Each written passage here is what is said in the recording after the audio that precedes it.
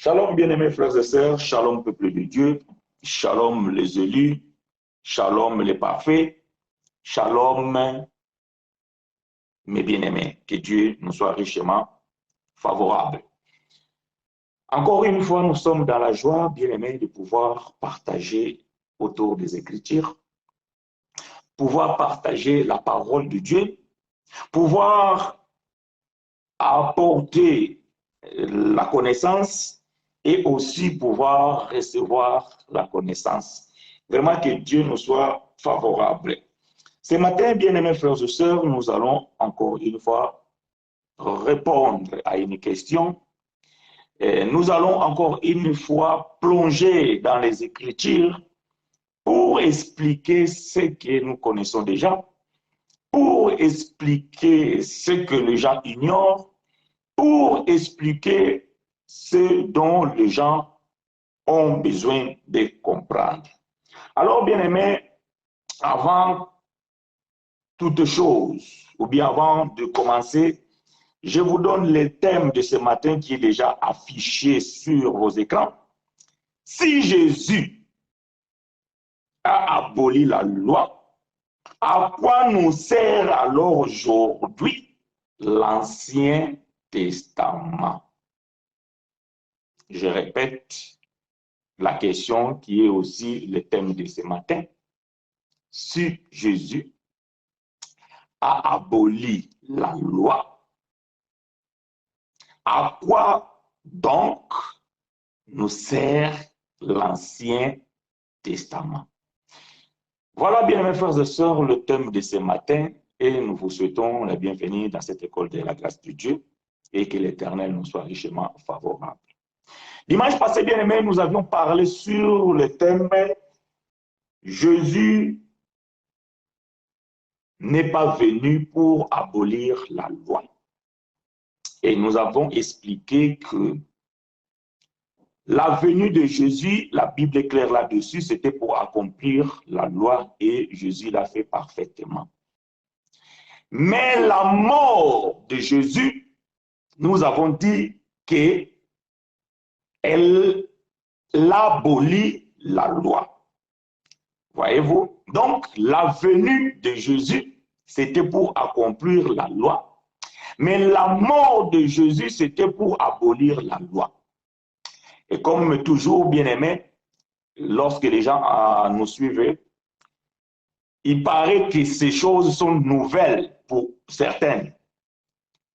Parce que les gens n'ont pas certaines connaissances que nous avons ou que nous transmettons. Et à chaque enseignement, il y a des gens qui nous suivent et il y a des gens qui se posent des questions. Et lorsque ces questions nous sont arrivées, donc nous sommes obligés de pouvoir répondre. J'ai béni l'Éternel, bien-aimés frères et sœurs, vraiment pour cette grâce que Dieu nous donne. Et je m'excuse auprès de tous ceux-là qui m'ont posé des questions que je n'ai pas pu répondre parce que j'avais une semaine très chargée. Mais Dieu fera grâce afin que nous puissions toujours répondre à vos questions. Donc, dimanche passé, le thème a suscité des questions. Frère, si Jésus a aboli la loi, or la loi se trouve dans l'Ancien Testament. Mais alors, aujourd'hui, à quoi nous sert l'Ancien Testament? Parce que si Jésus a aboli la loi, puisque la loi, c'est le contenu qui se trouve dans l'Ancien Testament, donc aujourd'hui, l'Ancien Testament ne sert plus à rien. Donc nous ne pouvons plus lire l'Ancien Testament parce que cela ne nous sert à rien, puisque vous dites que la loi a été donnée à Israël. Non, nous ne disons rien, mais c'est la Bible qui le dit. Nous ne faisons que répéter ce que la Bible dit et nous expliquons ces choses. Alors, aujourd'hui, nous allons répondre à cette question, puisque c'est une question, c'est une préoccupation, peut-être aussi beaucoup n'ont pas pensé à cette question, mais par rapport à cette question, ils auront la grâce de pouvoir comprendre qu'est-ce que cela veut dire. Ok, Bon, bien aimé, comprenez une chose. Soyez attentifs avec moi.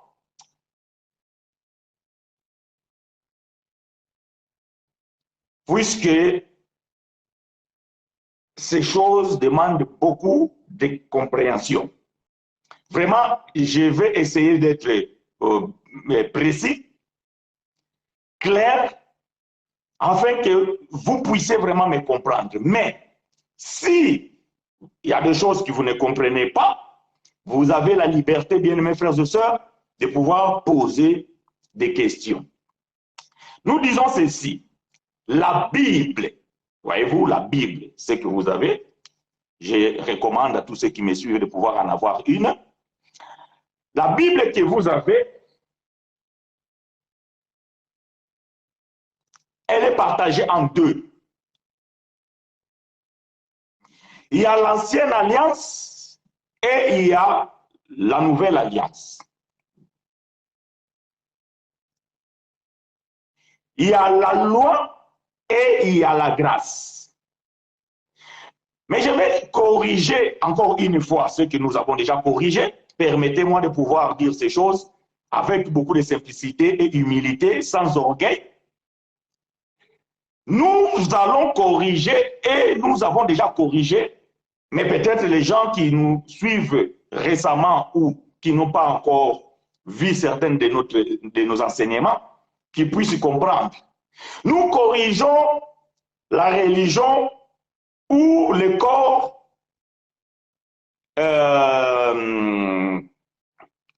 théologique. La Bible, bien aimée, ne contient pas deux testaments. Ça, c'est clair. Et nous allons donner les Écritures. La Bible, je répète, la Bible ne contient pas deux testaments. Non. La Bible, il a juste un testament. La Bible est l'entière et il n'a qu'un testament. Il n'y a pas deux testaments, il n'y a qu'un testament. C'est ici que vous devez comprendre des choses. Maintenant, qu'est-ce que c'est un testament? À la manière des hommes, nous savons que le testament, c'est une lettre écrite par quelqu'un et qui contient les choses dont les héritiers de cet homme ou bien de cette personne doivent hériter. Mais le testament bien-aimé n'est valable que lorsque le testataire meurt.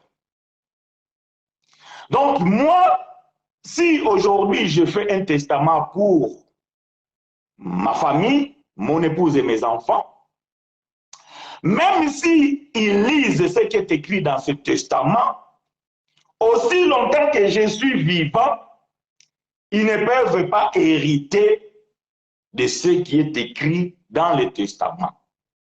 Il faut que ma famille attende que je meure. Après, ils pourront hériter ce qui est dans le testament. J'aime ces choses. Donc, une fois que j'ai expliqué ces choses à la manière des hommes, nous revenons maintenant dans la Bible. La Bible, c'est un testament. Maintenant, ce testament qui est la Bible était destiné à une femme, à une épouse. Que Dieu te soit favorable, Evilson, de m'avoir dévancé, mais cela est bénéfique pour les bien-aimés qui peuvent déjà commencer à lire, parce que moi, je n'ai pas encore ouvert les Écritures, mais que Dieu soit glorifié pour les bien-aimés qui connaissent ces choses et qui peuvent nous aider aussi d'une manière ou d'une autre. Donc, le testament qui a été rédigé par Dieu lui-même, il y avait un héritier, ou bien une héritière. C'était une femme, c'était un peuple qui étaient les héritiers de ce testament. Et cette femme bien-aimée, elle s'appelle Israël. C'est elle qui était l'héritière de Dieu qui est l'époux. Parce que vous devez comprendre que Dieu étant époux, il avait une première femme qui s'appelle Israël. Je vais donner les Écritures. Ésaïe chapitre 54. Ésaïe chapitre 54. Lisons vous et moi au verset 5. Ésaïe 54, verset 5 qui dit ceci, je lis pour vous et avec vous, et vous pouvez m'aider à pouvoir écrire ces choses, et c'est là que Dieu vous soit favorable. Ésaïe 54, verset 5 qui dit ceci, car ton Créateur est ton époux, l'Éternel des armées est son nom, et ton Rédempteur est le Saint d'Israël. Il se nomme Dieu de toute la terre. Voyez-vous, Israël était l'épouse de Dieu et Dieu était l'époux d'Israël. Donc c'est elle, c'est cette femme qui était l'héritière. C'est elle qui était dans le testament. Mais comprenez bien aimé que pendant que cette femme était dans le testament, elle ne pouvait pas hériter. Elle ne pouvait pas hériter de ce qui était dans le testament. Pourquoi? Parce que l'époux était d'abord encore vivant. J'aime ces choses. Parce que l'époux était encore vivant. Donc il y avait le testament, mais Israël ne pouvait pas bénéficier de l'héritage. Nous allons expliquer ces choses avec beaucoup de patience, afin que vous puissiez comprendre. Et nous allons expliquer quel est le contenu du testament. Quel est le contenu du testament? Dans ce testament-là, il y avait quoi dedans? Qu'est-ce qui était l'héritage pour cette épouse si l'homme devenait à mourir? Qu'est-ce que cette femme devait hériter? Mais bien aimé, vous allez comprendre que puisque l'époux était vivant, la femme ne pouvait pas bénéficier de l'héritage parce que le testament ne rentre en vigueur que lorsque nous constatons le décès du testataire. Frère Ebi, il nous a devancé, il nous a donné le verset de Hébreux chapitre 9, verset 15 et 16. Vous pouvez lire, ou bien je vais lire avec vous. Comme ça, cela va être clair. Hébreux chapitre 9, nous allons lire versets 16 et 17. Hébreux chapitre 9, verset 16 et 17. Frère Ebilson avait déjà écrit cela, il nous a anticipé. Donc, si vous voulez, vous pouvez toujours l'écrire. Je lis pour vous et avec vous. En effet, lorsqu'il est question de testament, je suis dans la version sommaire. Lorsqu'il est question de testament, il faut que la mort du testataire soit constatée. Car, verset 17, car un testament n'entre en vigueur qu'après le décès de celui qui l'a établi. Il est sans effet tant qu'il est en vie. Waouh! Voyez-vous, ça c'est Paul qui parle ici. Donc le testament ne rentre en vigueur que lorsque le testateur meurt. C'est alors que l'héritier ou bien la héritière va alors hériter de toutes les promesses qui étaient dans le testament. Mais vous allez comprendre que, bien aimé, avant que l'époux puisse mourir et que le peuple ou bien la femme reçoit l'héritage, cet époux qui était spirituel, bien qui était un esprit, lorsqu'il s'est manifesté charnellement, Hébreux chapitre 2, verset 14, lorsqu'il s'est manifesté charnellement, l'épouse qui était Israël ne l'a pas reconnu. Je suis dans le livre de Jean chapitre 1, à partir du verset 5 en descendant. Donc l'épouse Israël n'a pas reconnu l'époux. Voilà pourquoi l'époux, il va résoudre à trouver une autre femme. Et qu'est-ce qui va se passer? Il va tout simplement ratifier le testament. Ah, voilà, c'est ici que nous devons expliquer des choses. Donc l'époux, il n'a pas changé le testament. Non, le testament n'a pas changé. Le testament a tout simplement été ratifié. Qu'est-ce que cela veut dire, frère chinois? Ça veut dire que l'époux, il a enlevé le nom de la première femme, puisque cette femme a répudié son époux, puisque cette femme elle s'est séparée de son époux. Alors, l'époux a compris que cette femme ne pouvait pas hériter de toutes ces promesses qui étaient dans le testament. Alors, qu'est-ce qui va se passer?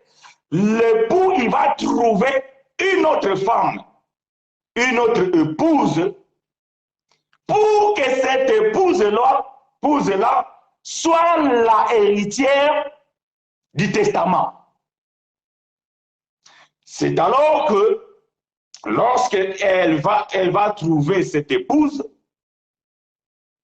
et après sa mort, l'épouse, elle devient l'héritier de toutes les promesses. Est-ce que quelqu'un me suit? Je ne sais pas si je suis clair. Donc ici, je suis en train de dire que Israël n'a pas reconnu Dieu étant qu'époux, n'a pas resté fidèle à son époux. Israël n'a pas pu garder sa fidélité à l'égard de son époux. Et il n'a pas supporté ce que l'époux l'avait imposé. Et c'est alors qu'elle décida de quitter l'époux. Mais qu'est-ce que Israël, étant que la femme, n'a pas pu supporter? C'est que l'homme avait donné et que la femme n'a pas pu supporter. On l'appelle la loi. Psaume 147, verset 19 à 20. Il a révélé sa parole à Jacob et il a donné ses lois à Israël. Et la femme, elle a dit que non, cet homme, il est méchant. Cet homme, il est dur. Voilà ce qui m'a imposé comme condition. Si je veux hériter de ses promesses, je dois obéir la loi. Ça, c'était la condition pour pouvoir hériter les promesses de l'époux. Il faut obéir à la loi pour hériter les promesses. Et vous le savez, vous et moi, que cette femme n'a pas pu obéir, n'a pas pu exécuter ce que l'époux l'avait imposé. Et elle a trouvé que ces choses étaient dures. Psaume 147, verset 19. Et cette femme a trouvé que ces choses étaient dures. Et bien aimé, c'est vrai que ces choses étaient dures et ces choses n'étaient pas bonnes. C'est pas moi qui l'ai dit, c'est la Bible qui l'a dit que la loi n'était pas bonne. Voyez-vous, la loi n'était pas bonne. C'est la Bible qui l'a dit.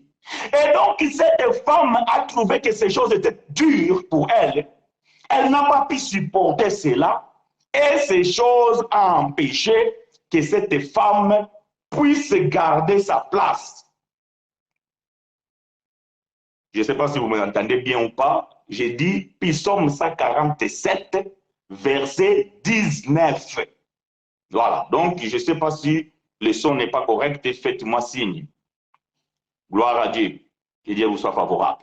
Donc, voyez-vous, donc cette femme-là n'a pas pu obéir aux conditions posées par l'époux pour pouvoir hériter de toutes les promesses qui étaient dans le testament.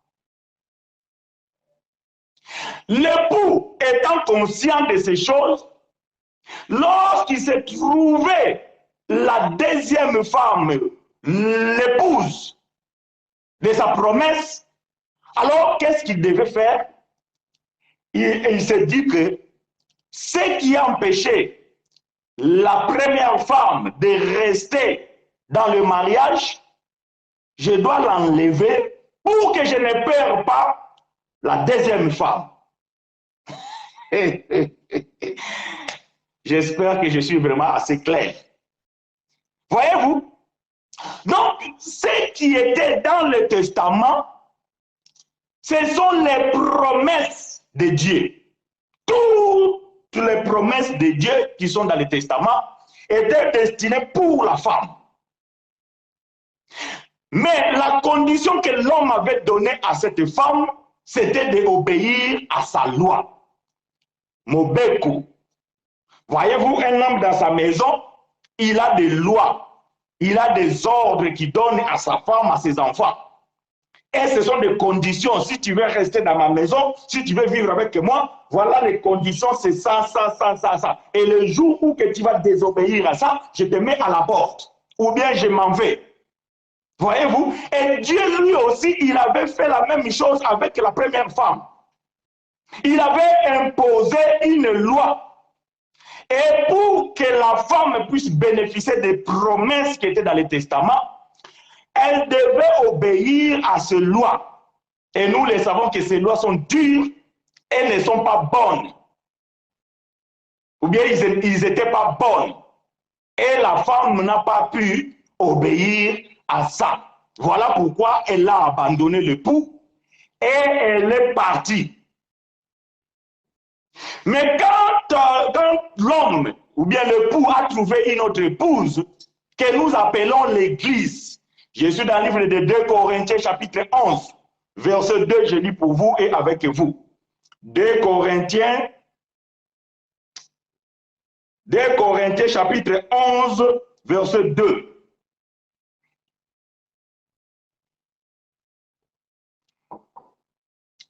Je lis pour vous et avec vous 2 Corinthiens chapitre 11, verset 2 dit ceci.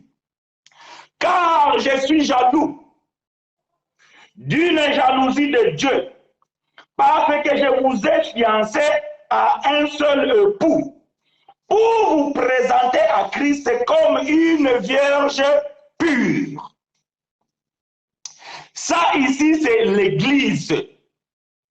C'est l'Église qui est la deuxième femme, ou bien l'épouse. Mais cette femme, elle a reçu l'héritage. Pourquoi? Parce que la condition de son héritage ne dépendait plus de la loi, mais elle dépendait de la grâce. Ah, voilà. Est-ce que quelqu'un m'a compris? Je vais répéter ce que je viens de dire. La deuxième femme, qui est Église, l'épouse de Dieu, ou de Christ comme vous le voulez, elle a hérité de toutes les promesses qui étaient dans le testament. Voyez-vous, les promesses qui sont dans le testament n'ont pas changé. Et ça, même Jésus ne les a pas abolies. C'est ici que vous devez comprendre pourquoi l'Ancien Testament nous est toujours utile jusqu'aujourd'hui. Parce que dans l'Ancien Testament, ce que vous appelez l'Ancien Testament, il se trouve toutes les promesses que Dieu a mises dans son testament. Seulement, la première femme, elle était conditionnée pour hériter, elle devait obéir la loi. Et la loi, c'était une condition posée par l'époux. Et c'est ce qui était difficile pour la première femme. Elle n'a pas obéi à ces lois et voilà pourquoi elle a divorcé. Mais la deuxième femme, l'époux dit, si je perds encore cette femme, alors le monde dira que c'est moi qui je suis méchant. Voyez-vous, nous avons l'habitude de le dire à la manière des hommes. Si toi, un homme, tu es marié la première fois, la femme est partie. On a dit, oh, peut-être cette femme, elle était méchante, tout ça là. Bon, il est parti. Tu t'es marié deuxième fois, la femme est partie. Oh, bon, peut-être la deuxième femme aussi, elle n'était pas vraiment. Et tu t'es marié troisième fois, la femme. Non, non, non, non, non, non. Il y a un problème. Ça veut dire que le problème, c'est toi l'époux. C'est toi l'homme qui a le problème. Voilà pourquoi les femmes ne supportent pas et ils s'en vont. Et l'époux que nous parlons ici dans la Bible, il savait que si je perds encore la deuxième femme, le monde dira que je suis un méchant. Voilà pourquoi je dois garder cette femme pour l'éternité. Alors, je dois enlever ce qui a coûté mon premier mariage. C'était quoi? La loi. Il dit que non, cette deuxième femme, elle va trouver son héritage par la grâce. Est-ce que je suis clair? C'est par la grâce qu'elle trouvera son héritage. Parce que cette femme, elle attendait juste le temps. Parce que cette femme était dans le cœur de Dieu depuis les temps éternels.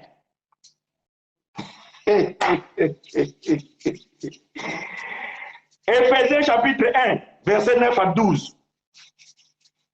Écoutez, Éphésiens chapitre 1, verset 12 verset 9 à 12. Que Dieu nous soit favorable, bien-aimés frères et sœurs. Nous sommes en train d'expliquer ici que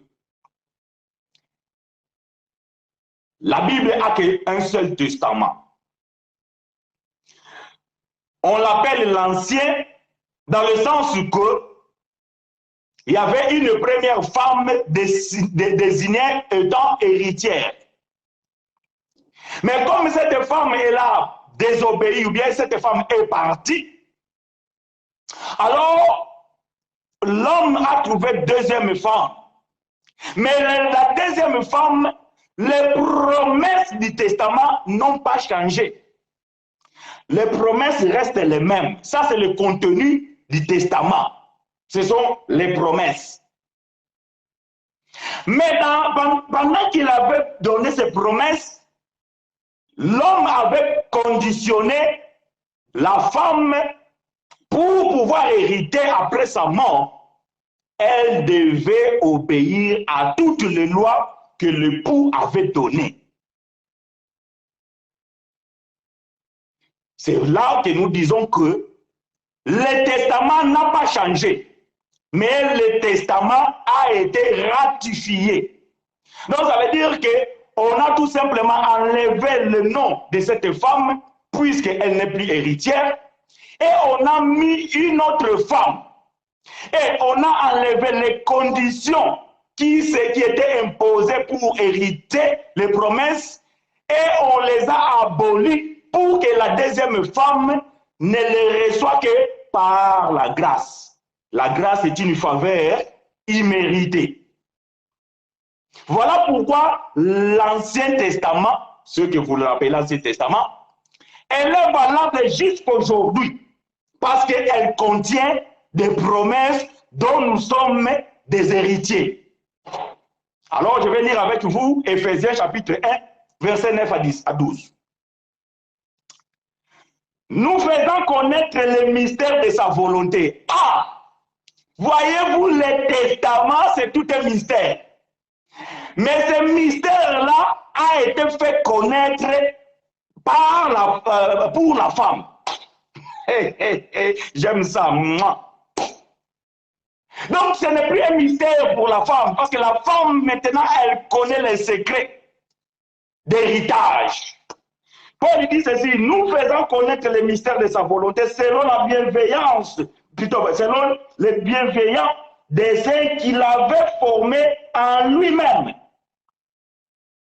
pour les mettre en exécution lorsque le temps serait accompli, de réunir toutes choses en Christ, celles qui sont dans le ciel et celles qui sont sur la terre. On a déjà expliqué ces choses. En lui, nous sommes aussi devenus héritiers. Waouh! Ayant été prédestinés suivant la résolution de celui qui opère toutes choses d'après les conseils de sa volonté, afin que nous servions à la louange de sa gloire, nous qui d'avance avons espéré en Christ. Waouh! Kitoko. Est-ce que vous avez compris ça? Paul est clair. Donc Dieu, il avait déjà cette idée dans son cœur. C'est ça qu'on appelle la préscience de Dieu. Donc dans le cœur de Dieu, elle savait déjà que la première femme, je ne l'amènerai pas jusqu'au bout. Parce que j'ai une autre femme, la belle, la meilleure, la plus jolie de toutes les femmes. Et elle est là. Je garde toutes ces choses pour elle. Voilà pourquoi Dieu avait conditionné la première femme avec une loi dure et mauvaise, afin qu'elle n'hérite pas de ses promesses. Waouh! Dieu! Bien-aimé, voyez-vous, ça c'est Dieu. Parce que vous savez que Dieu est bonté, Dieu est bon, Dieu est merveilleux. Mais la face cachée de Dieu, vous ne le connaissez pas. Bon, je ne rentre pas dans ça. Donc, vous devez comprendre ces choses, bien-aimés. Dieu, il savait, parce que Paul dit ici que dans la pensée de Dieu, Dieu avait déjà su, Dieu savait déjà qu'elle doit donner la loi pour la première femme pour qu'elle n'hérite pas. Parce que Dieu avait su, que Dieu savait qu'elle aura une femme, qu'il aura une femme belle, une femme parfaite. C'est ce qu'on appelle l'Église. Voilà ce que Paul dit ici. Nous faisons connaître les mystères de sa volonté. Donc la volonté de Dieu, c'était que Israël tombe pour que l'Église soit l'héritière. Je parle des choses spirituelles ici, hein, parce que quelqu'un va poser la question. Mais alors Israël ne font pas partie de l'Église? Oui. Un testament et deux alliances. Ancienne alliance et la nouvelle alliance. Oui, c'est ça ma sœur. C'est ça. On a déjà parlé de ces choses. Bien aimés, vous le savez. Un seul testament. Mais il y avait deux épouses. Et l'alliance, c'est une femme. Voyez-vous, une alliance, c'est une femme. Galates chapitre 4, à partir du verset 20. Paul dit que ces deux femmes sont deux alliances. Ah, donc la première femme, Israël, c'est une alliance, c'est l'ancienne. Et la deuxième femme, qui est l'Église, c'est la nouvelle alliance. C'est la deuxième femme. Et elle est parfaite. Ça, c'est Galates chapitre 4. À partir du verset 18, vous descendez, vous allez comprendre que Paul va dire que vous qui voulez rester sous la loi, ne savez-vous pas que la loi dit quoi? Qu'Abraham avait deux fils, un des femmes esclaves, l'autre des femmes. Vous connaissez le texte. Donc, je suis en train tout simplement de commenter ce que notre sœur Christiane vient d'écrire. Donc, les alliances, ce sont deux femmes. Une alliance représente une femme. Donc, l'ancienne femme qui est Israël et la deuxième femme qui est l'Église, qui est la nouvelle alliance. Donc là, vous devez comprendre que le testament n'a pas changé. Donc toutes les promesses qui étaient dans le testament est valable pour nous aujourd'hui, épouses de Dieu. Et la plus grande promesse de ce testament, c'est le salut éternel. C'est la vie éternelle. Ça, c'est la plus grande promesse du testament. Après, il y a d'autres promesses qui se trouvent dans le testament. La vie en paix, la santé, le mariage, tout ce que vous voulez. Mais la plus grande promesse du testament, c'est le salut éternel. Et ça, bien-aimé, nous l'avons par la grâce. Éphésiens chapitre 2, verset 8. Donc, bien-aimé, ces choses, c'est très important de comprendre que l'Ancien Testament, donc je parle à la manière dont la question a été posée, l'Ancien Testament, ou c'est tout simplement le Testament, n'a pas changé. Tel que Dieu l'avait rédigé, tel qu'elle est aujourd'hui et tel que nous l'avons aussi hérité. Gloire à Dieu. Que Dieu nous soit richement favorable. Maintenant, écoutez ce que Frère Paul va dire au sujet de ces choses. Galates chapitre 3. Supportez-moi, nous allons lire beaucoup. Galates chapitre 3, verset 6 jusqu'au verset 29. Je vais aller mollo, step by step, verset par verset, phrase par phrase, virgule après virgule, afin que nous puissions comprendre ces choses. Aidez-moi à écrire ces choses. Galates chapitre 3, verset 6 jusqu'au verset 29. Alléluia, gloire à Dieu. Il est très important, bien-aimés, lorsque vous nous suivez, de ne pas avoir le préjugé avant que vous puissiez arriver à la fin de l'enseignement. Parce que si vous nous suivez avec des préjugés, alors vous allez comprendre la moitié des choses.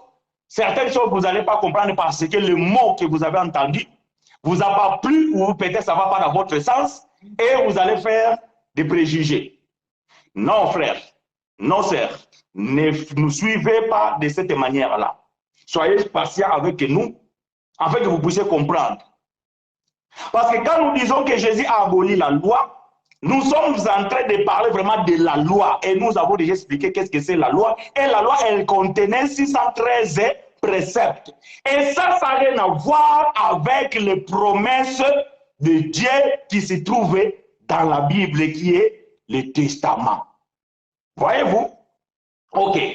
Je lis pour vous et avec vous Galates chapitre 3, verset 6 en descendant. Or, il en a déjà été ainsi pour Abraham, car l'Écriture déclare à son sujet, il a eu confiance en Dieu et Dieu, en portant sa foi à son crédit, l'a déclaré juste. Je suis dans la version semeur. Peut-être quelqu'un me suit et dit que, oh, mais le frère, ce qu'il dit, il ne correspond pas avec moi. Si vous avez l'habitude de lire les 8 secondes, là, je suis dans la version semeur. J'ai toujours dit et je le répète, il n'y a aucune des traductions ou bien aucune des versions meilleure qu'une autre. Mais les versions se complètent, c'est tout simplement une question de langage. Et moi, je préfère ces textes dans ces versions semeur pour que cela puisse m'aider et vous aider aussi. C'est quoi la différence entre 613 préceptes et les 10 commandements de Moïse? Ok. Frère Ebi, Moïse n'a pas les 10 commandements. Les 10 commandements, c'est les 10 commandements de Dieu. Que Dieu lui-même, il a écrit avec son propre doigt sur des tablettes de pierre. Et il avait donné cela à notre frère Moïse.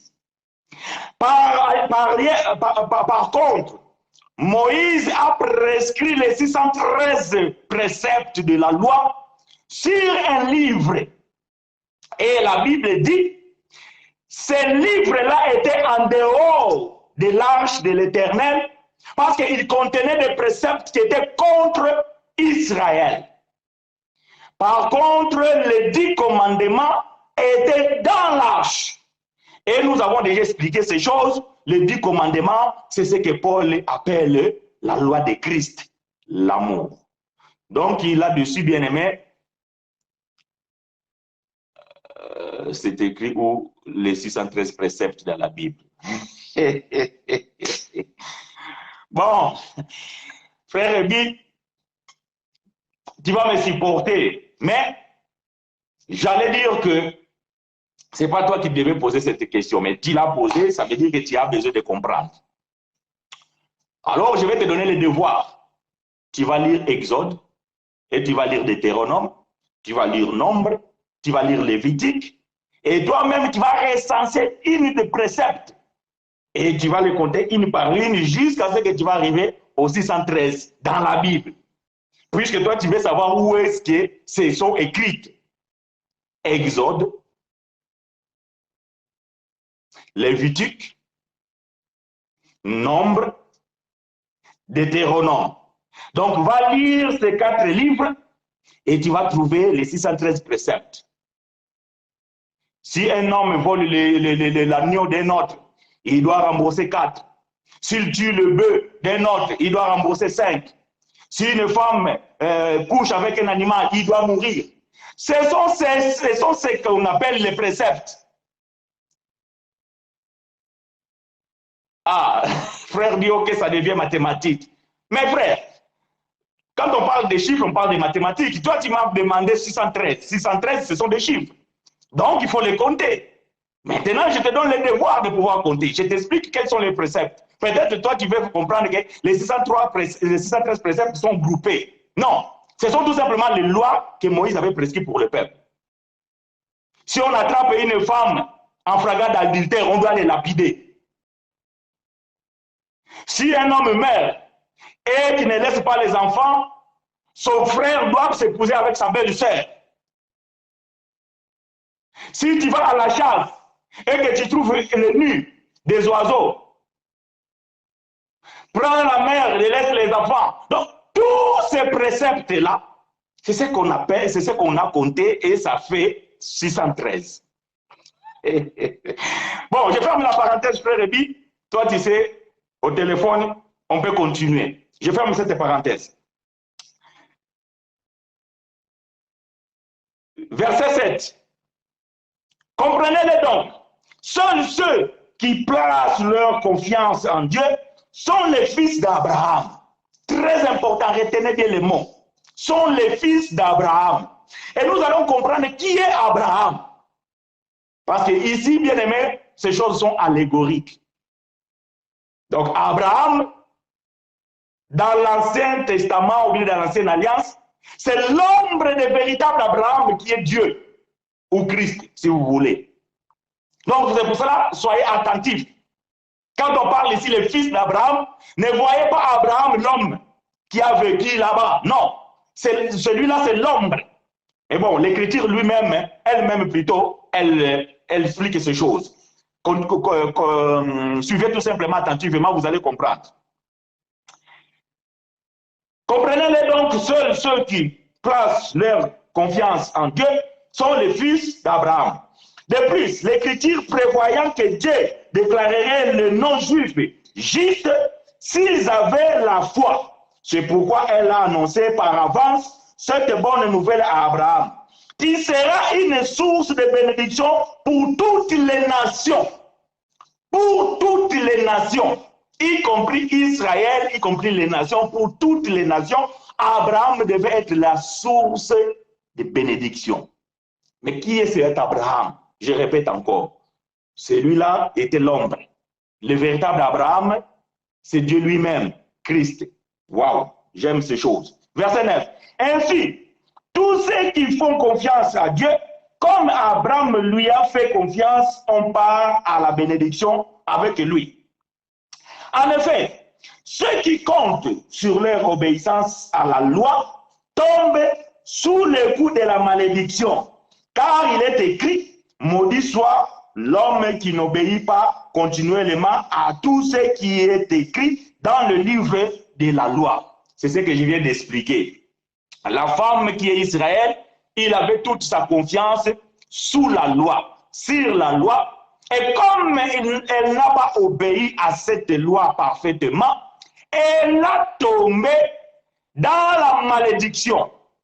Elle a tombé sous la malédiction. Verset 11. Il est d'ailleurs évident que personne ne serait déclaré juste devant Dieu grâce à son obéissance à la loi. Ça, c'est une évidence. Voyez-vous, c'est Paul qui parle ici. Paul dit que d'ailleurs, il est d'ailleurs évident que personne ne serait déclaré juste devant Dieu grâce à son obéissance à la loi. Parce que la loi était dure et personne ne pouvait l'obéir. Donc, voilà pourquoi la première femme, elle est tombée. Puisque l'Écriture déclare, le juste vivra par la foi. On ne vit pas par la loi. Oh, moi, je donne ma dîme, voilà pourquoi mes affaires marchent. Ça, c'est une bêtise. Beaucoup de gens, ils disent, frère, moi, depuis que j'ai commencé à donner la dîme, j'ai vu Dieu m'a béni, Dieu m'a donné des choses. Ça, c'est des bêtises. Ça c'est ce que tu penses. C'est ce que toi, tu crois. Et frère, ta dîme, cette bénédiction que tu parles là, depuis que tu as commencé à donner la dîme, voilà, Dieu t'a béni. Et combien de dîmes tu as donné pour le souffle de vie alors? Parce que si Dieu enlève le souffle, même ce que tu appelles la bénédiction là, tu ne l'auras plus. Parce que la véritable bénédiction, c'est le souffle que Dieu te donne. Est-ce que pour cela, tu en as donné combien de dîmes? Voyez-vous, vous voulez vivre par la loi. Non, on vit par la foi. Le juste vivra par la foi. Moi, je crois que Christ a tout accompli. Moi, je crois, je suis un homme béni. Voyez-vous, ça c'est que moi je crois, ma foi, elle est placée là. Je n'ai pas besoin de donner la dîme pour que Dieu me bénisse. Je n'ai pas besoin de jeûner pour que je puisse avoir du travail. Je n'ai pas besoin d'aller à la retraite pour que je voie la face de Dieu. Ou je vais chercher Dieu à la montagne. Non, je crois qu'il est dans mon cœur. Ça, c'est la foi. Et ma foi, elle est basée, elle est construite là. Mais vous croyez à la loi. Cherchez Dieu pendant qu'il se trouve. Et voilà, vous allez dans la montagne parce que c'est plus près du ciel. Voilà que vous allez, je ne sais pas où, parce que vous cherchez Dieu. Vous ne croyez pas qu'il est en vous. Vous ne croyez pas, vous n'avez pas la foi. Parce que vous vivez par la loi. Il faut que je le cherche. Mais tu le cherches où? Celui que tu cherches, il est ton époux. Et il habite là. Il a trouvé sa demeure en toi. Pourquoi tu le cherches? Ça, c'est l'ignorance. C'est des bêtises. Verset 12. Or, le régime de la loi ne fait pas dépendre de la foi la justice de l'homme devant Dieu. Au contraire, il obéit à cet autre principe. C'est en accomplissant tous ces commandements que l'on obtient la vie. Voyez-vous, pour obtenir la vie, il fallait obéir à tous ces commandements. Et comme Israël n'a pas obéi à tous ces commandements, elle n'a pas eu la vie. Je parle des choses spirituelles ici. Donc, je suis en train de répéter, je parle des choses spirituelles. Quand je parle d'Israël ici, je parle donc de l'Israël physique. Je ne parle pas d'Israël spirituel. Je parle d'Israël physique et c'est lui qui est tombé. Bon. Verset 13. Le Christ nous a libérés de la malédiction que la loi faisait peser sur nous. En prenant la malédiction sur lui, à notre place, il est en effet écrit, maudit est quiconque est pendu au gibet, bien là, au bois, dans d'autres versions. 14. Jésus-Christ l'a fait pour que, grâce à lui, la bénédiction d'Abraham s'étendue aux non-juifs et que nous recevions par la foi l'esprit que Dieu avait promis, la loi et la promesse. Voyez-vous? 15. Mes frères, prenons un exemple de la vie ordinaire. Maintenant, Paul veut parler à la manière des hommes. Prenons un exemple de la vie ordinaire. Lorsque un homme a rédigé son testament, en bonne et due forme, personne ne peut l'annuler ou y ajouter quoi que ce soit. Paul ici maintenant parle à la manière des hommes. C'est ce que j'ai fait dans mon introduction. J'ai donné l'exemple de moi-même si je fais mon testament pour ma femme et pour mes enfants. Donc Paul vient faire la même chose ici, à la manière des hommes, et Paul dit que personne, voyez-vous, lorsqu'un homme a rédigé son testament en bonne et due forme, même les huissiers, même les notaires ne peuvent rien changer. Il ne peut pas enlever et il ne peut pas ajouter. Donc, si le testataire a mis 5 enfants et une femme, personne ne peut ajouter 6e enfant. Personne ne peut ajouter une autre femme. Lui seul a le pouvoir de pouvoir ratifier son testament.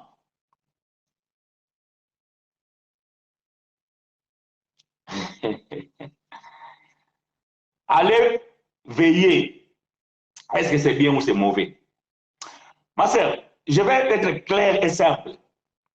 Si cela est dans la Bible et conforme à la sainte doctrine, faites-le. Si cela n'est pas dans la Bible et n'est pas conforme à la sainte doctrine, ne le faites pas.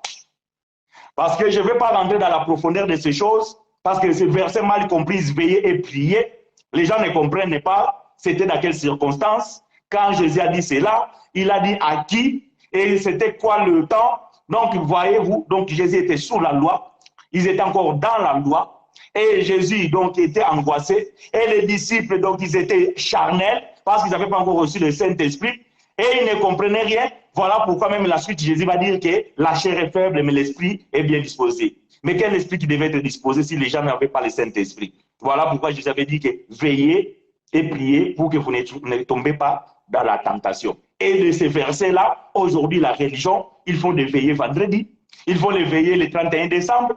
Ça, bon, à la limite, on va dire quoi? C'est un moment fraternel. Mais cela ne change rien par rapport à votre foi ou par rapport à la volonté de Dieu. Voilà, ma sœur. Parce que sinon, je ne vais pas rentrer dans la profondeur. Et voilà. C'est quoi d'abord veiller?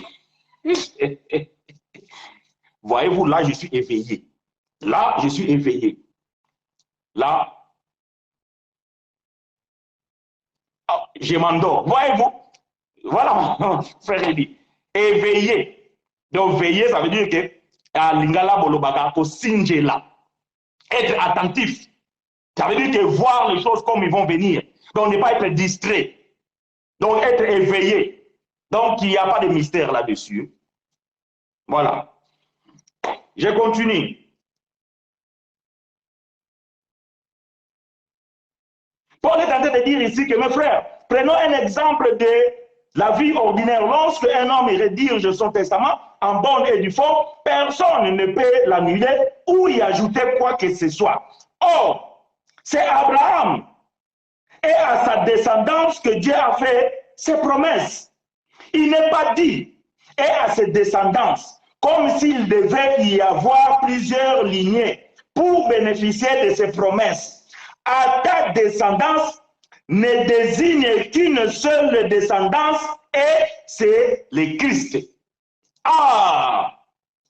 Donc, le contenu du testament, ce sont des promesses. Et les promesses que Dieu avait rédigées, la Bible dit, c'était à Abraham.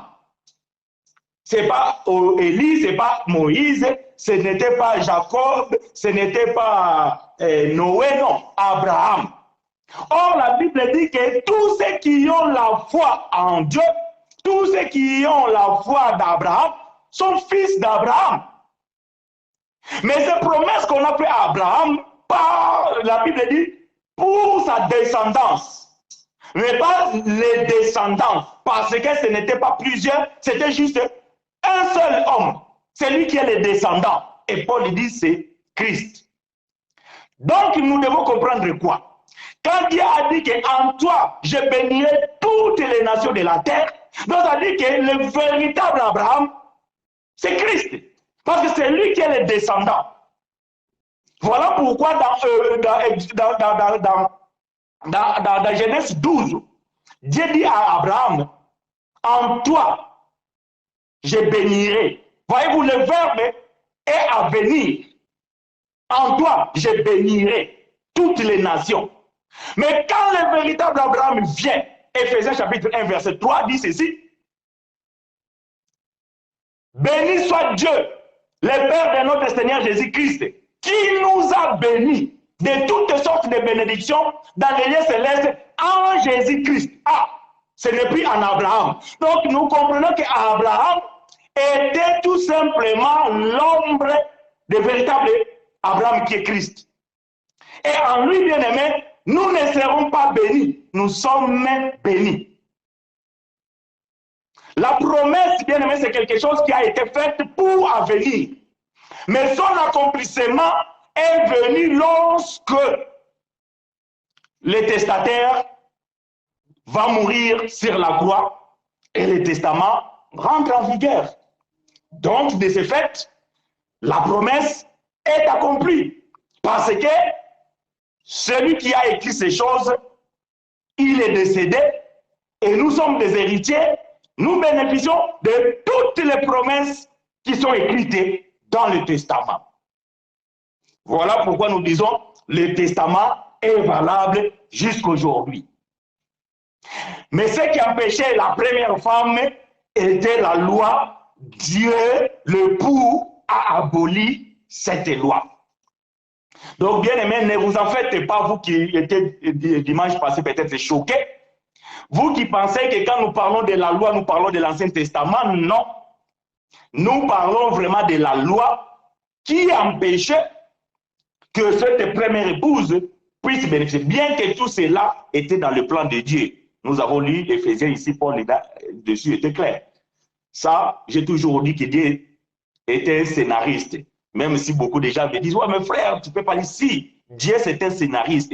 Dieu savait qu'Adam et Ève vont tomber. Voilà pourquoi, avant la fondation du monde, il avait immolé un agneau. Mais pourquoi faire? Parce que le vêtement de cet agneau devait venir couvrir l'homme. Mais comme ces choses étaient allégoriques, c'était l'ombre. Nous avons vu que lorsque le temps est venu, le véritable agneau est venu et il s'est déplié. Et Paul va dire, revêtez-vous de Christ. Voilà le véritable agneau. Donc, voyez-vous, Dieu, c'est un scénariste. Il a écrit son histoire, son film, et il a aussi choisi ses acteurs pour pouvoir exécuter le film, pour que le film se déroule bien et pour que tout le monde reçoive le plaisir de pouvoir suivre le film. Aujourd'hui, vous avez des metteurs en scène. Oui, mais le véritable metteur en scène par l'excellence, c'est Dieu lui-même, qui a mis toutes les choses en scène sur la terre. Voilà pourquoi nous disons que ton avenir à toi, c'est le passé de Dieu, parce que Dieu a déjà mis tout en scène. Dieu sait ce qui va se passer demain pour toi, mais toi, tu ne le sais pas. Voilà pourquoi les gens courent après les prophètes, ils amènent les offrandes prophétiques, parce que les gens veulent savoir qu'est-ce que l'avenir les réserve. Frère, personne ne peut te le dire. Ça, je suis là, je le dis et je le répète. Même à tous ces prophètes-là qui vous disent des choses, je dis ceci. Ça, personne ne peut vous le dire. Le jour où un homme donnera une prophétie exacte, virgule par virgule, point par point, bien aimé, sachez-le que Dieu n'existe pas. Voilà pourquoi même si quelqu'un prophétise pour toi et la chose s'accomplit, il ne pourra pas te donner l'exactitude. C'est juste une portion, une partie que Dieu révèle à un homme pour pouvoir peut-être te dire des choses. Mais les détails, tout ça là, c'est Dieu lui-même qui a mis toutes ces choses en scène. Et l'homme ne peut pas te les dire. Et l'homme ne peut pas te les révéler. Ne courez pas après les prophéties, frères. La seule prophétie que vous devez garder dans votre vie, Psaume 139, verset 16. Et ça, bien aimé, ne faillit jamais. Ça ne faillira jamais. Non, jamais. Ça, c'est la prophétie que tu dois garder dans ta vie. Est-ce que quelqu'un me soit? Nous continuons, bien aimés, parce que nous devons quand même arriver jusqu'à un peu au bout de ces choses. Verset 17. Eh bien, j'ai dit ceci. Une alliance a été conclue par Dieu en bonne et due forme à la manière d'un testament. La loi est survenue 430 ans plus tard. Elle ne peut donc pas annuler cette alliance et réduire par la même la promesse en néant. Est-ce que quelqu'un a compris cette phrase? Paul dit ici que quand Dieu a fait son testament, il a écrit dans le testament les promesses. Mais quand il s'est choisi un peuple qu'on appelle les premières épouses, Dieu a donné la loi. Mais la loi ne pouvait pas anéantir les promesses. Voilà pourquoi lorsque Jésus a aboli la loi, les promesses restent intactes. Parce que ni la loi, ni personne peut abolir les promesses. Les promesses sont restées intactes, telles que Dieu l'avait écrit. Pour la première femme, et c'est valable pour la deuxième femme. Mais pour la première femme, malheureusement pour elle, Dieu avait donné la loi.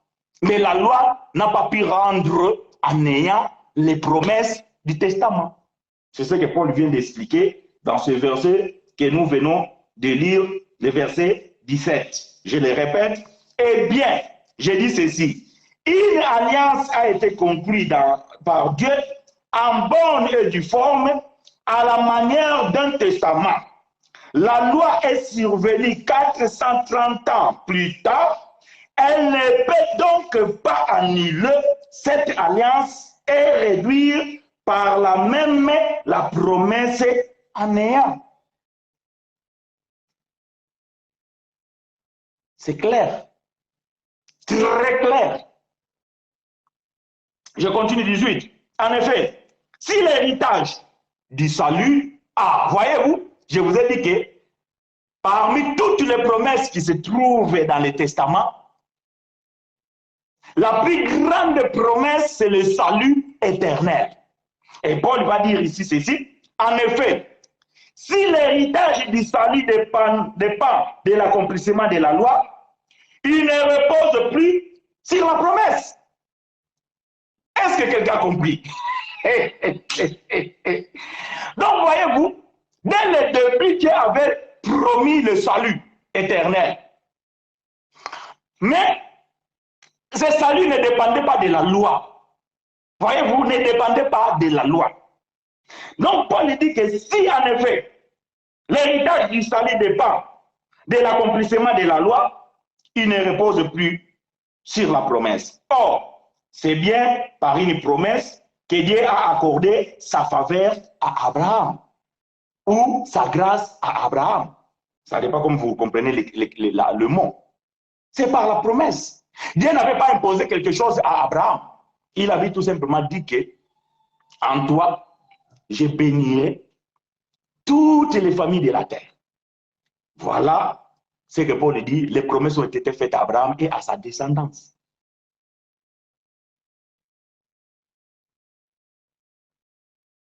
Verset 19. Mais, alors pourquoi la loi? Une bonne question. Alors pourquoi la loi? Si Dieu t'avait déjà fait des promesses, tu avais déjà tout écrit, mais pourquoi alors donner la loi? Écoutez, elle a été ajoutée pour mettre en évidence la désobéissance des hommes à l'ordre divin. Et le régime qu'elle a instauré devait rester en vigueur jusqu'à la venue de la descendance. Voyez-vous, je vous ai dit que Dieu c'était metteur en scène. Donc Dieu a donné la loi, c'est tout simplement pour empêcher qu'Israël reçoive le salut éternel et que la véritable femme soit délaissée. Parce que Paul dit que dans la préscience de Dieu, il avait prédestiné cette épouse à en devenir l'héritière. Maintenant, comme Dieu avait fait la promesse, donc si Dieu n'empêchait pas que la femme bénéficie de cette promesse, alors l'Église serait été délaissée. Voilà pourquoi Dieu va donner la loi. Pour mettre en évidence la désobéissance. Ce n'est pas moi qui le dis, c'est Paul. Je ne sais pas si les gens lisent bien la Bible. Paul dit que la loi, elle a été ajoutée pour mettre en évidence la désobéissance des hommes à l'ordre divin. Donc Dieu l'a fait exprès de pouvoir donner la loi pour mettre en évidence la désobéissance. Voilà pourquoi Paul va dire dans Romains chapitre 7, je pense, ou 12, il va dire que si je n'ai connu le péché, c'est par la loi. Parce que si la loi ne disait pas ne convoitez pas, donc je ne serais pas, ou bien je ne saurais pas que convoiter, c'est une transgression. Donc, voyez-vous, Dieu a mis ces choses en évidence. C'est un metteur en scène. J'aime Dieu quand il met des choses en scène. Et il choisit lui-même les auteurs pour pouvoir exécuter le film. Donc, Dieu a mis ça en évidence jusqu'à ce que le descendant vienne. Et qui est le descendant? C'est Christ. C'est ce que Paul a dit ici. Ce n'est pas les descendants, mais le descendant. Ces descendants, c'est Christ. Donc, lorsque le descendant est venu, donc, venu de la descendance d'Abraham, que la promesse concernée, cette loi a été promulguée par intermédiaire dans G7, par le moyen d'un médiateur, Moïse. Or, verset 20. Or, s'il y a eu un médiateur, c'est qu'il y avait plus d'une partie en cause. Mais pour la promesse, Dieu seul est en cause. Quant à la loi, il y avait deux parties. Il y avait un peuple, donc une épouse et un époux, et il y avait un médiateur qui était Moïse. C'est ce médiateur Moïse qui devait maintenant conditionner qui a raison. Est-ce que Dieu a raison de refuser le salut à son épouse parce qu'il a désobéi? Alors le médiateur, c'était Moïse. Ça veut dire que la loi. Dieu avait dit que si tu obéis à mes lois et à mes commandements, voilà les promesses que j'ai faites pour toi. Donc, le médiateur, c'était la loi qui était entre Dieu et Israël, entre l'épouse et l'époux. Mais pour la promesse, Paul dit, Dieu n'avait pas besoin de médiateur. Dieu seul, lui, il avait décidé, mes promesses sont là. Voyez-vous, est-ce que quelqu'un me reçoit? Je ne sais pas, ces choses sont tellement profondes que parfois, je me pose même la question moi-même si les gens me comprennent. Je suis en train de lire. C'est pour ça que j'ai choisi cette version parce que c'est plus clair. Est-ce que voyez-vous? Verset 21. La loi irait-elle donc à l'encontre des promesses divines? Est-ce que la loi est contre les promesses? Loin de là. Non, non, non, non. Frère, les promesses sont intouchables. Les promesses de Dieu bien-aimé sont intouchables. Même la loi ne peut rien faire contre les promesses de Dieu. Est-ce que vous voulez que je vous choque? Est-ce que vous voulez que je vous choque? Non, vous ne voulez pas. Je vais vous choquer. Même ta prostitution n'anéantit rien de la promesse de Dieu.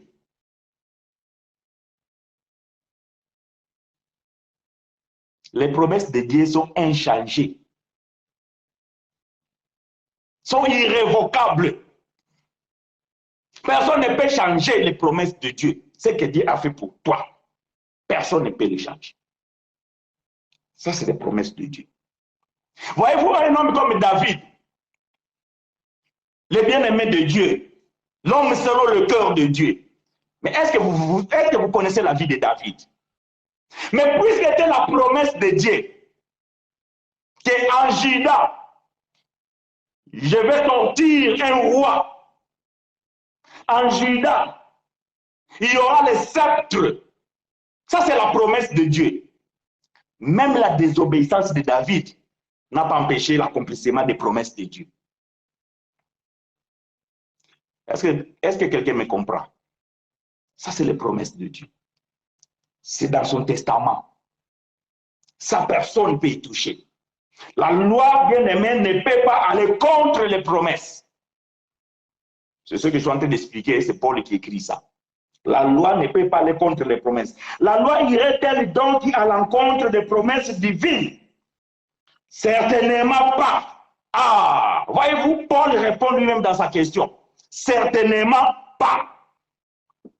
Les promesses de Dieu ne tarissent jamais. Jamais. Les promesses de Dieu ne tarissent jamais. Ce n'est pas toi, parce que tu as fait ceci, parce que tu as fait cela, que tu vas changer la pensée de Dieu. Non. Mais si tu désobéis, Dieu va te frapper. Dieu va te chicoter. Dieu va te punir d'une manière ou d'une autre. Mais, puisque tu es fils, puisque tu es épouse, Dieu ne se répand pas de ses promesses. Il va te frapper, Mais après la promesse, il te fera ce qu'il a promis. Mais il va te donner la leçon. Il va te chicoter. Il va te punir pour ta désobéissance, pour tes bêtises. Mais il n'est pas un homme comme nous pour se repentir. Oh, puisque tu as fini à l'école, je ne vais plus t'acheter la trottinette. Oui, nous les hommes sommes comme ça. Nous punissons nos enfants. Même on avait promis. Mais comme tu as profité de l'occasion, tu n'avais pas l'argent. Maintenant, au lieu de dire à ta fille ou bien à ton fils que bon, écoute, je n'ai pas l'argent cette année, je ne peux pas te l'acheter, tu vas profiter, non, puisque l'enfant a désobéi. Maintenant, ce que je t'avais promis là, je ne ferai plus là parce que tu as désobéi. Oui, ça c'est nous les hommes. Mais Dieu, il va te châtier, il va te punir. Mais ce qu'il t'a promis, il te les donnera. Personne, il n'y a rien qui peut anéantir les promesses de Dieu. Que Dieu vous soit favorable, bien-aimé. Que Dieu te soit favorable, ma sœur Catherine. C'est bien ça. Dieu nous châtie, mais par l'amour. Ça, c'est Hébreux chapitre 12. Vous pouvez lire là à partir du verset 9 et vous allez comprendre ce que la sœur est en train de commander. Dieu est amour, il nous aime, mais il nous châtie par amour. Je continue. Paul dit, certainement pas. Ah, sans doute. Si nous avions reçu une loi qui puisse procurer la vie aux hommes, alors nous pourrions être justes devant Dieu sous le régime de cette loi. Mais voici le verdict de l'Écriture.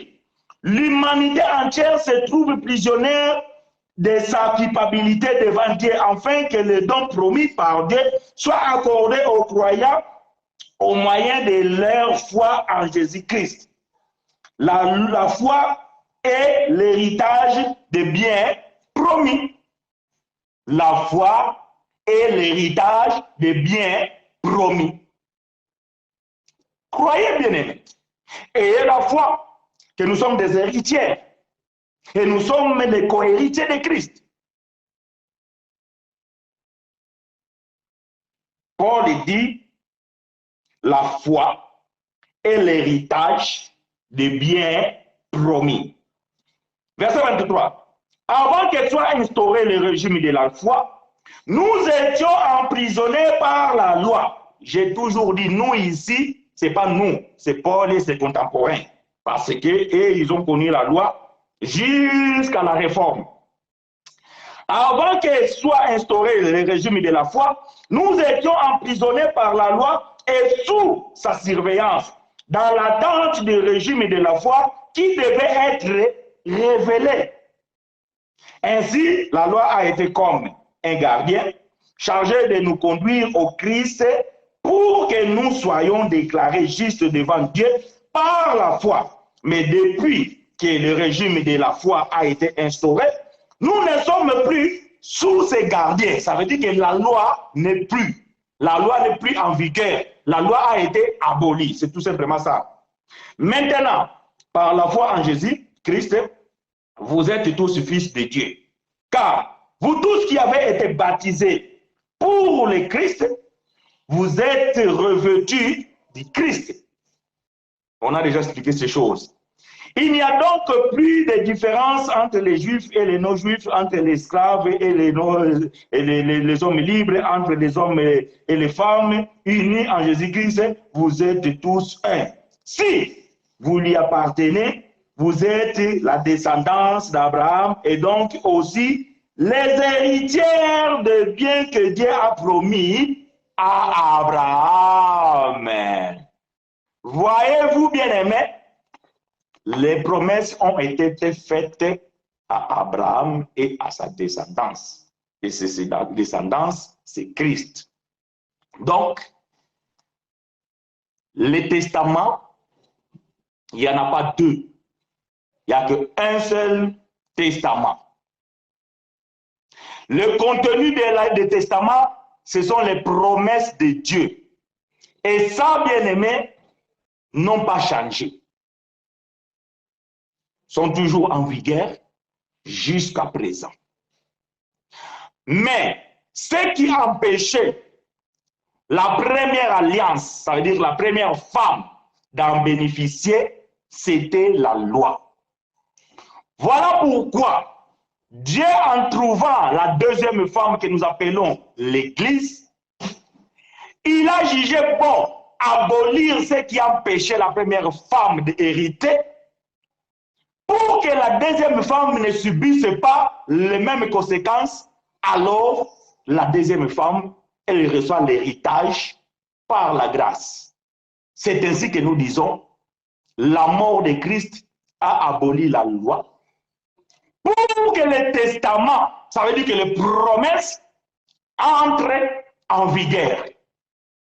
Ce qui empêchait que la promesse rentre en vigueur, c'était la loi et l'existence même de son testataire.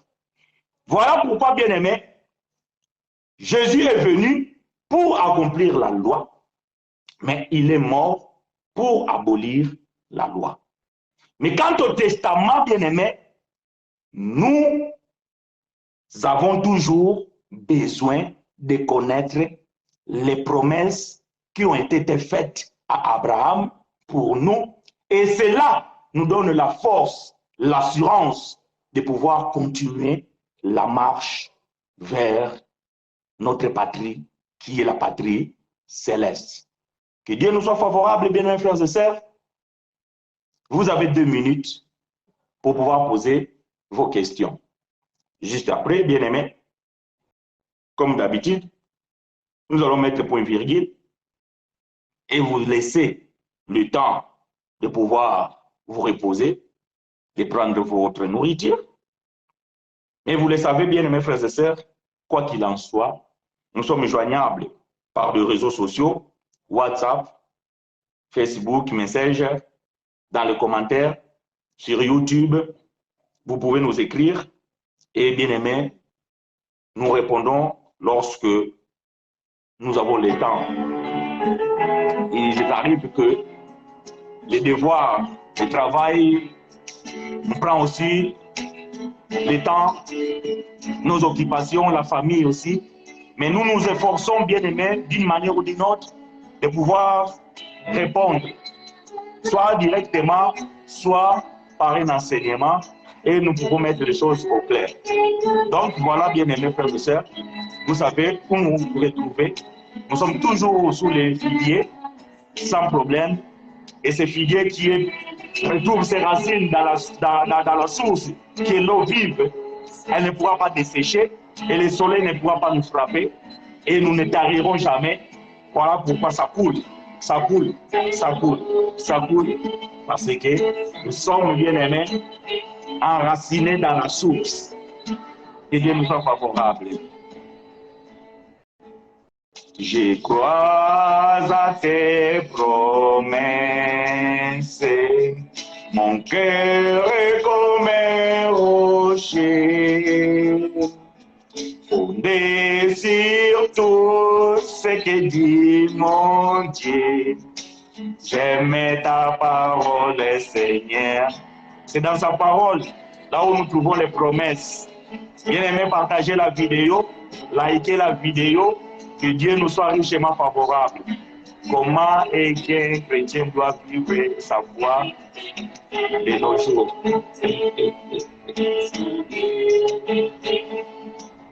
En espérant dans ta bonté.